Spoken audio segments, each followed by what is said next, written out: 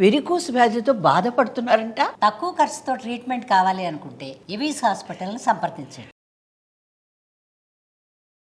నమస్తే, welcome to Suman TV. నేను మానస. ఈరోజు మనతో పాటు ఉన్నారు జ్యోతిష్య రత్న, జ్యోతిష్య చక్ర వైభవ నిపుణ డాక్టర్ రాళ్లపల్లి రవికుమార్ గారు.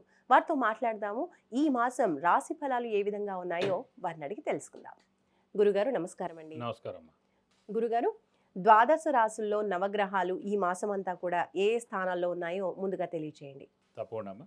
శరదిందు సమాకారే పరబ్రహ్మ స్వరూపిణి వాసరాపీఠ నిలయే సరస్వతి నమస్తుతే. సుమన్ టీవీ ప్రేక్షకులకి నమస్కారం. ఈ నెల అంటే మే నెల ద్వాదశ రాశుల ఫలితాలు తెలుసుకునే ముందు ద్వాదశ రాశుల్లో నవగ్రహాలు ఎక్కడ ఉన్నాయో తెలుసుకుందాం. ముందుగా సూర్యుడు వచ్చేసి మనకి 15 మే దాకా ఉచ్చస్థానమైన మేషంలో ఉంటారు. 16 మే నుంచి మనకి వృషభ రాశిలోకి వెళ్తారు. అలాగే కుజుడు వచ్చి మనకి నీచ స్థానమైన కర్కాటక రాశిలో ఉంటాడు ఈ నెలలు కూడా. నెక్స్ట్ వచ్చేసి రాహు మనకి కుంభరాశిలోకి ప్రవేశిస్తున్నాడు 18 మే నుంచి. అలాగే కేతు కూడా 18 మే నుంచి మనకి సింహరాశిలోకి ప్రవేశిస్తున్నాడు. అలాగే గురువు వచ్చేసి మనకి మిథున్ రాశిలోకి 15 మే నుంచి మనకు వస్తున్నాడు.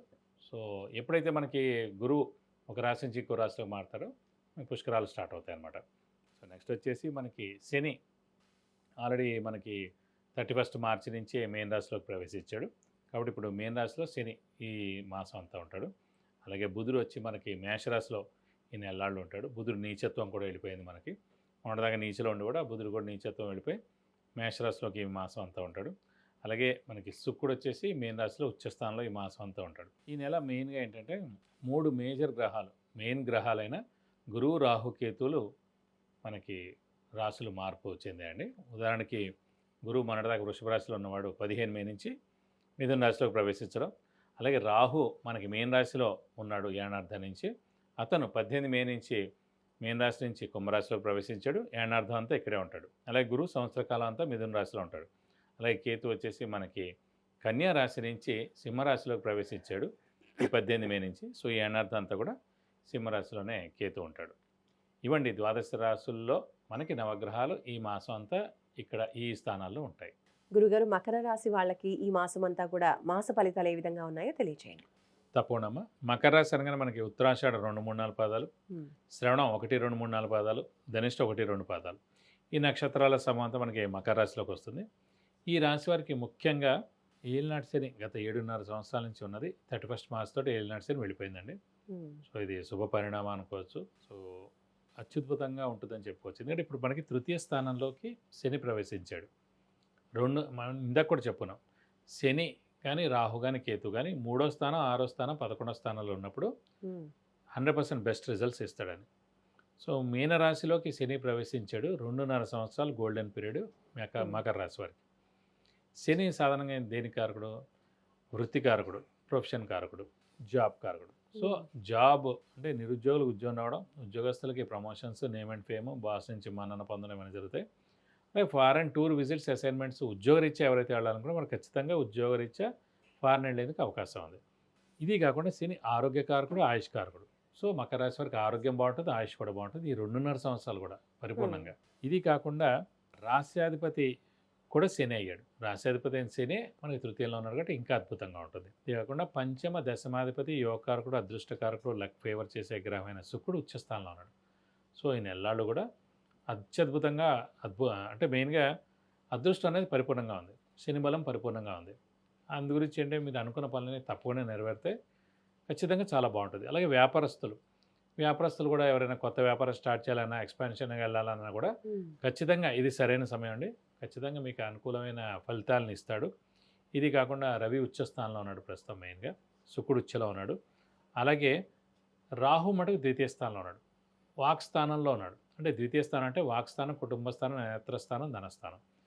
వాక్ స్థానంలో 18 మే నుంచి ఏనార్థం పీరియడ్ అక్కడ కుంభరాశిలో ఉంటాడు. మన మకర రాశికి ద్వితీయ స్థానం అన్నమాట. సో వాక్లో చిన్న చిన్న ప్రాబ్లమ్స్ ఉంటాయి. అంటే మనం అనుకోకుండా ఏదైనా మాట దొరలడం, అనుకోకుండా ముక్కుసూటిగా ఏదైనా మాట అనడం, ఎవరైనా అనుకోకుండా నొప్పించే మాట అనడం చేత కొంచెం వాళ్ళు బాధపడుతూ ఉంటారు. అసలు అలాంటి చిన్న చిన్న దెబ్బలాట్లు, తగాదాలు ఇంట్లోనో బయటో జరిగేందుకు అవకాశాలు అన్నమాట. కాబట్టి మనం ఈ ఏనార్థం కూడా కొంచెం మౌనంగా ఉండడం ఉత్తమం ఈ విషయంలో.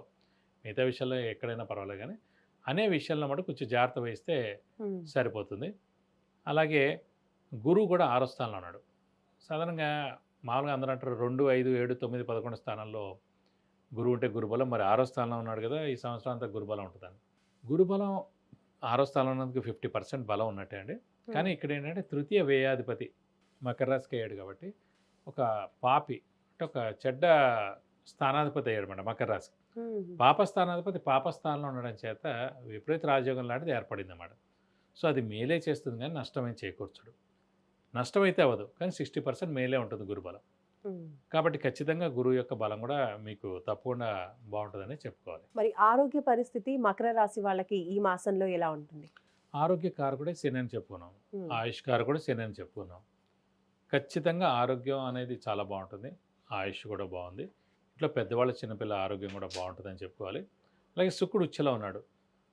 సాధారణంగా యోగకారకుడు అదృష్టకారకుడు లక్ ఫేవర్ చేసే గ్రహం ఎప్పుడైతే ఉచ్చలో ఉంటాడో ఆ మాసం అంతా కూడా ఆరోగ్యం బాగుంటుంది, ధనానికి ఏ ఇబ్బంది ఉండదు, అన్ని విధాలా బాగుంటుందని చెప్పుకోవాలి. ఇంకా ఆర్థిక పరిస్థితి ఎలా ఉంటుంది గురుగారు? ఆర్థిక పరంగా ఏంటంటే మామూలుగా ఇప్పుడు చెప్పుకున్నట్టే అదృష్టకారకుడు యోగకారకుడు లక్ ఫేవర్ చేసే గ్రహమైన శుక్రుడే ఉచ్చలో ఉన్నాడు కాబట్టి ఈ నెలలో అనుకోకుండా డబ్బులు బాగా వస్తాయి. అనుకోని ఎప్పటి నుంచో మీకు ఇవ్వాల్సిన డబ్బులు ఎవరైతే ఉన్నారో వాళ్ళంతా ఎగ్గొట్టిన వాళ్ళు కూడా కొంతమంది ఉంటారు. అందులో కొంతమంది కూడా మీకు డబ్బు వచ్చేందుకు అవకాశం ఉంది.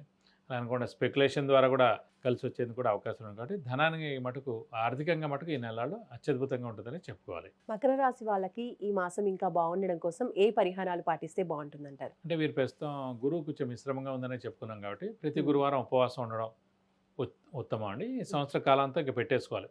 ప్రతి గురువారం ఉపవాసం ఉండడం, దత్తాత్రేయ స్వామిని ఎక్కువగా ఆరాధించడం, ప్రతిరోజు దత్తాత్రేయ స్వామి అష్టోత్తరం చదువుకోవడం, అలాగే వీలైతేనగా ప్రతి గురువారం దత్తాత్రేయ స్వామి టెంపుల్కి వెళ్ళి 40 ప్రదక్షిణాలు చేస్తే అన్ని విధాలా బాగుంటుంది. అలాగే ద్వితీయ స్థానంలో కూడా రాహు ఉన్నందుకు అమ్మవారిని ఎక్కువగా ఆరాధించడం, ప్రతిరోజు అమ్మవారి అష్టోత్తరం కూడా చదువుకోవడం మంచిది.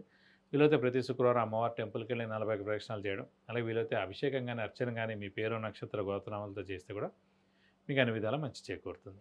విద్య, ఉద్యోగం, వ్యాపారం, వాహన యోగం, గృహయోగం ఇంకా ఇలాంటి ఎన్నో విషయాలకు సంబంధించి మీరు గురుగారి నుంచి అపాయింట్మెంట్ ద్వారా తెలుసుకోవాలి అనుకుంటే స్క్రోల్ అవుతున్న నెంబర్కి కాంటాక్ట్ చేయండి. రైట్ గురుగారు, మకర రాశి వాళ్ళకి ఈ మాసం ఏ విధంగా ఉంటుంది అనేది రాశి ఫలితాల్లో తెలియజేశారు. ధన్యవాదాలు. నమస్కారం.